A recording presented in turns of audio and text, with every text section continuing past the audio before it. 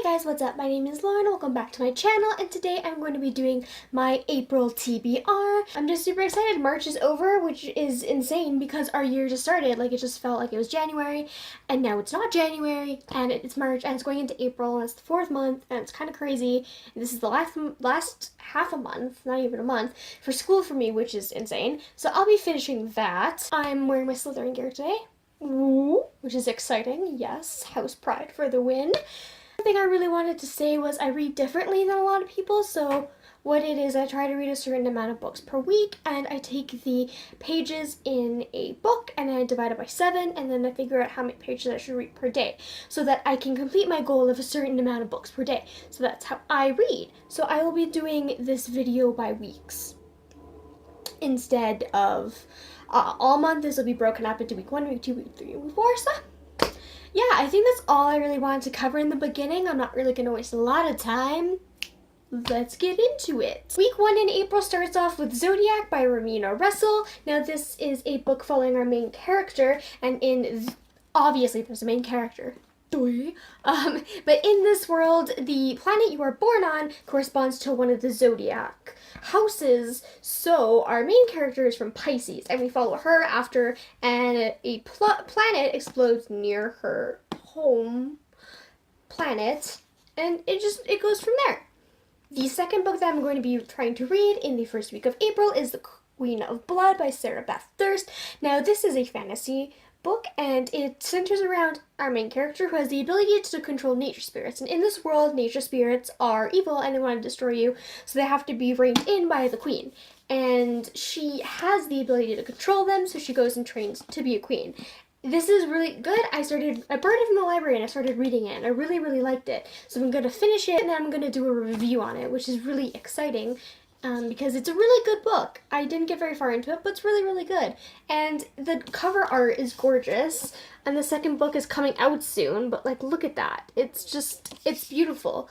Now moving on into the second week of April, Glitter by April and Pike. I thought this book was going to be different from what it was. It's not really magical realism like everyone was saying, so I'm not even very far into it. I'm not even close to halfway into it, but I don't really know if I want to finish it or not. I'm gonna try and finish it, but we'll see.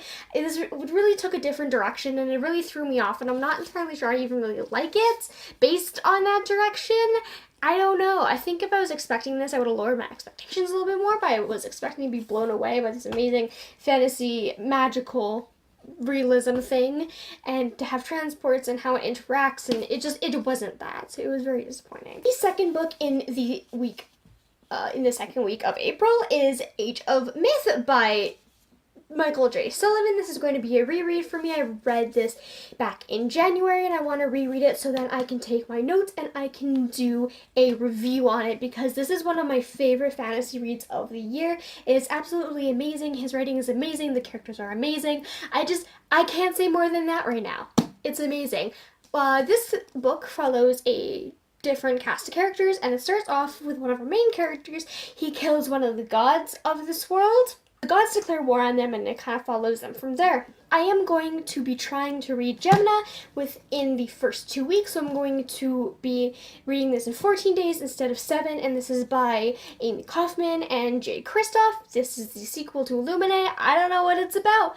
I've heard some things, but I want to go into it with an open mind. The second book that I'm going to be trying to read in 2 weeks instead of 1 is the Waking Fire by Anthony Ryan. This book centers around a world where there are dragon-like creatures, and they have different colors of blood, and these different colors of blood, when harvested, give people different powers, as long as those people are susceptible to them. So some people can gain powers from blood and some can't, but it's basically it's centered in this world. And this was also one of the ones that I started reading from the library, and then I got it as a Christmas present, so I took it back. But this is really, really good. It was really good when I first started. I was just getting into it, but I also want to do a review of this. And now we are going to be moving into the last 2 weeks of April. The first book in week 3 is A Midsummer Night's Scream by R.L. Stine. I never really read his Goosebumps. I mean, I remember reading 1 or 2, but I was never really into them, and I wanted to pick this one up because I love the Goosebumps movie, and it's by him, and it looks super cool. It is a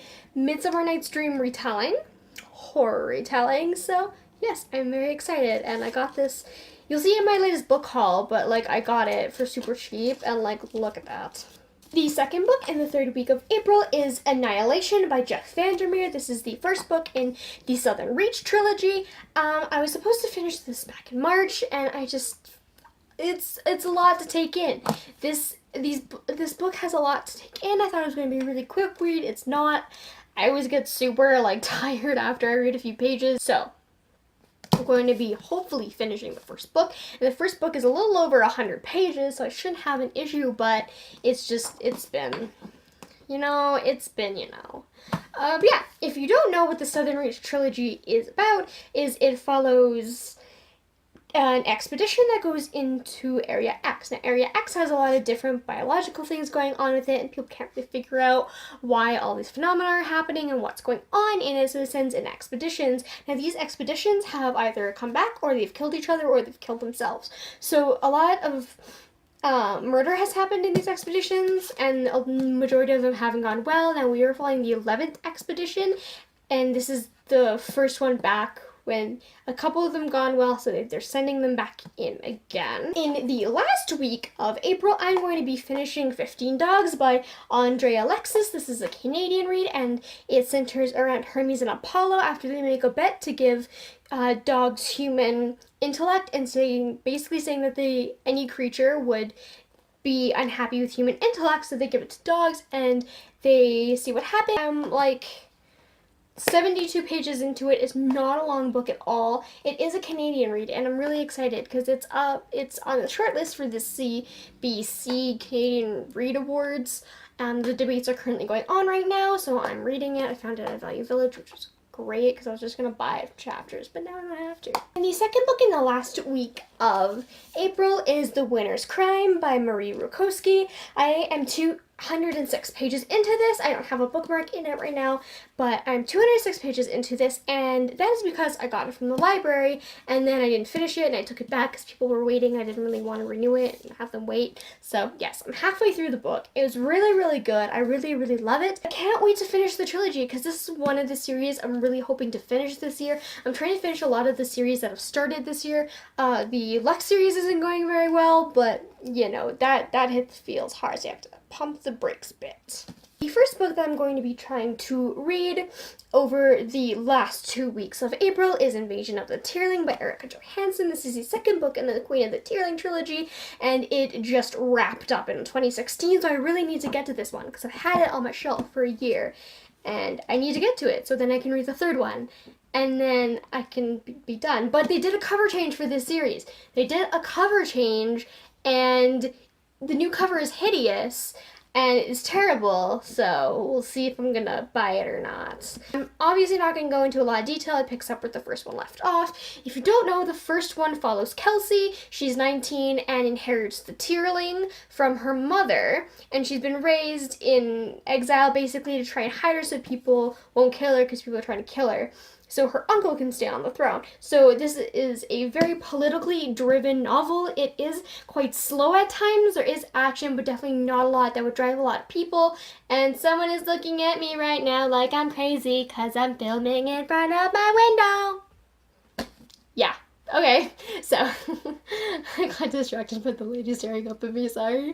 Yeah, so this is really politically driven, so if you don't like that, then I really wouldn't suggest reading it because it can be perceived as quite slow, dry, so if you don't like that, don't read it. But it is really good. If you like that, it is amazing, and I love stuff like that, so I love The Queen of the Tierling, and it's just beautiful and amazing. The last book that I'm going to be trying to read over the last 2 weeks of April is The Black Prism by Brent Weeks. Reagan from Peruse Project, a lot of you have probably seen her videos. She raves about this, and I really wanted to pick it up. It seems interesting. It's set in a fantasy world.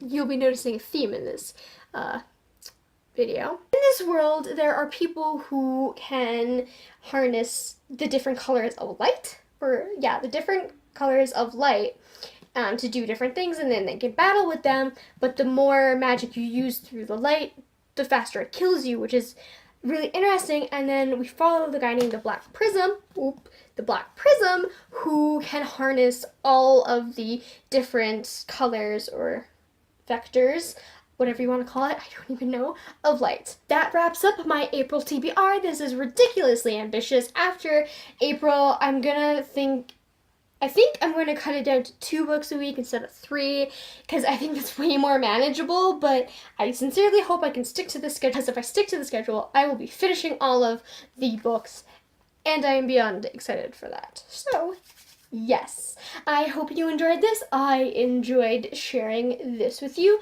Comment down below what you guys are reading and I'll see y'all next time. Bye!